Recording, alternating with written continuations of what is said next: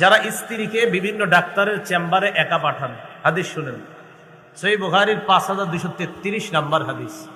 ক্বালা রাসূলুল্লাহ সাল্লাল্লাহু আলাইহি ওয়াসাল্লাম, নবীজি বলেন, লা ইয়াখলুয়ান্না রাজুলুন বিইমরাআহ ইল্লা মাযি মাহরামিন, কোন পুরুষ কোন নারীর সাথে একান্তে কথা বলবে না, মিলিত হবে না, সাক্ষাৎ করবে না মাহরাম ছাড়া।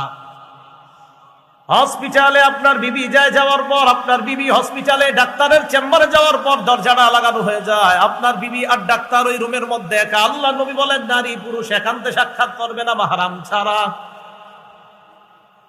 এখন যদি বলেন আমি স্বামী হওয়ার পরেও আমাকে চেম্বারে ঢোকার অনুমতি দেওয়া হয় না, স্ত্রীর সাথে যদি স্বামীকে চেম্বারে ঢোকার অনুমতি না হয়, তাহলে অনুমতিটা আছে কারে আমারে বলেন? স্বামী স্ত্রীর সাথে যদি চেম্বারে না যাইতে পারে তো যাইতে পারবে কে?